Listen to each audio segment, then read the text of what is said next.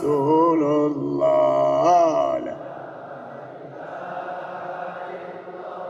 Terima kasih ya Allah.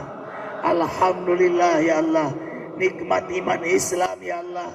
Kami bersyukur, kami bahagia ya Allah.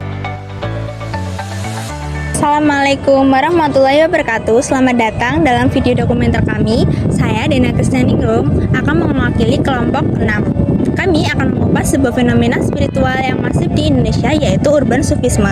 Bagaimana ajaran tasawuf yang lahir dari kesederhanaan mampu menjadi sangat populer di tengah tuntutan kehidupan metropolitan. Fokus studi kami adalah majelis zikir Az-Zikrah yang didirikan oleh mendiang Kiai Haji Muhammad Arifin Ilham. Seluruh analisis kami didasarkan pada studi literatur, meliputi jurnal, buku, artikel media, dan arsip video. Untuk mendapatkan pemahaman mendasar, mari kita telah dulu konteks historis dan teoritis sufisme. Kepada Dimas, kami persilakan.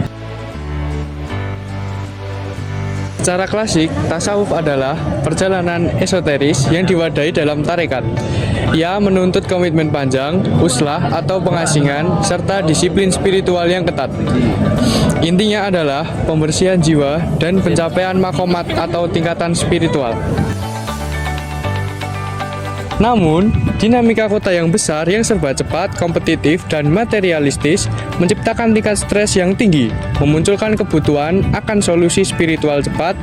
Inilah yang melahirkan konsep urban sufisme yang didukung oleh akademisi seperti Mark Woodward. Urban sufisme memiliki ciri khas seperti non-tarehat, masif, dan fokus pada emosi kolektif. Ia tidak menuntut uslah, melainkan menawarkan ritual kolektif yang dapat melepaskan beban emosional. Majelis Azkiro memanfaatkan zikir zahri, zikir keras, dan lantunan syahdu sebagai core ritual yang sangat efektif dalam menciptakan katarsis bagi jiwa-jiwa urban yang gersang. Studi literatur menunjukkan bahwa keberhasilan Az-Zikrah bersandar pada 3 pilar. Pertama yaitu karisma Kiai. Jurnal-jurnal akademik menyoroti peran Kiai Haji Arifin Ilham sebagai ulama selebritis yang memiliki gaya tarik besar karena gaya dakwahnya yang mudah diakses dan fokus pada emosi taubah.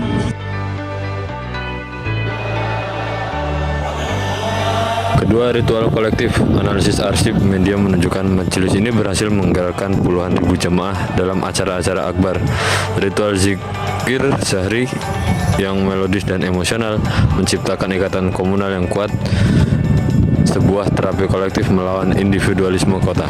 Ketiga, pemanfaatan jaringan digital. Majelis ini adalah contoh terbaik hyper-communication dalam dakwah. Mereka menyiarkan zikir melalui YouTube dan media sosial. Literatur menegaskan bahwa digitalisasi ini merupakan Az-Zikrah untuk terus menjangkau dan mempertahankan jamaah secara luas dan melampaui batas masjid.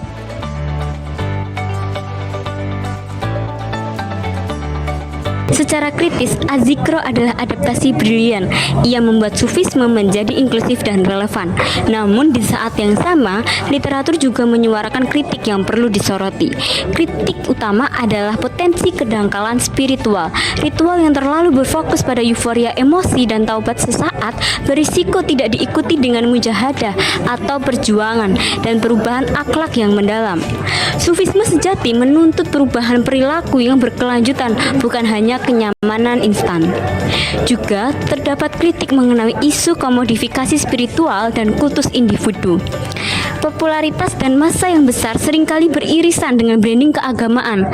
Hal ini berpotensi mengaburkan esensi tasawuf yang seharusnya bersifat zuhud. Namun, kita harus objektif.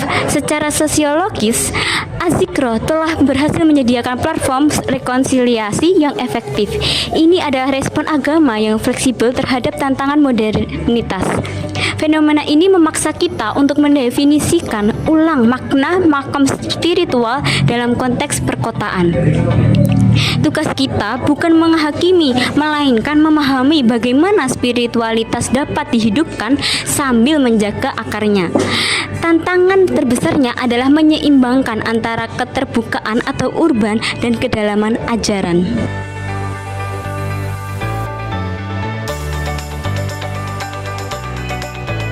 Sebagai kesimpulan, Majelis Zikir Az-Zikro adalah paradigma baru Sufisme. Ia berhasil menjawab dahaga spiritual masyarakat kota dengan model dakwah yang masif dan adaptif. Kita harus menyambut inovasi ini dengan semangat kritis dan reflektif. Kami harap analisis berdasarkan studi literatur ini memberikan wawasan mendalam.